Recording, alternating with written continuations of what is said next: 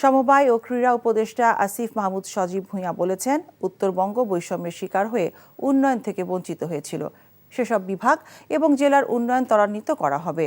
তিনি বলেন, এই সরকার যে সমস্ত সেক্টরে সংস্কার কাজে হাত দিয়েছে তা সকলের সহযোগিতা কামনা করেন। সকালে দিনাজপুরের কাহারোল উপজেলা অডিটোরিয়ামে শীতবস্ত্র বিতরণ এবং মত বিনিময় সভায় তিনি এই কথা বলেন। তিনি আরও বলেন, জুলাই আগস্টে বৈষম্য বিরোধী ছাত্র আন্দোলনে যারা শহীদ হয়েছেন তাদের রক্ত বৃথা যেতে দেয়া হবে না, তাদের মূল্যায়ন করা হবে।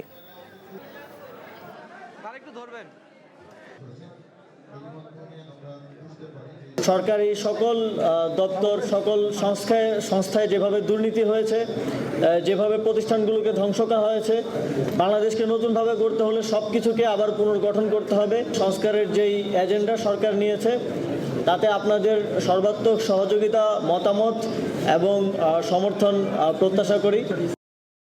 চাকরি পেয়ে গেছি। চাকরি? আপনার কি কোনো কমন সেন্স নেই?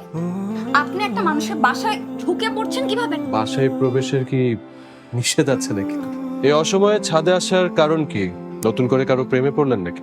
আমি আকাশ দেখছিলাম, আকাশ দেখতে দেখতে হারিয়ে গেলাম, হঠাৎ করে আপনি আসলেন।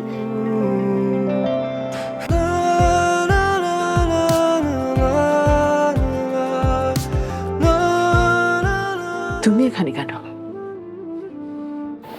আমার অনুমতি নিয়ে এখানে আসা উচিত ছিল তোমার। মা, এই ছবিটা কার? আমার ম্যাডাম এই ছবিটা দেখে প্রতিদিন কাঁদে কেন মা? এই মেয়েটা কি সব কথা বলছে? মারিয়া, তোমার কি হয়েছে? আজ এত বছর পর কি শাস্তি দিব আপনাকে বলেন তো?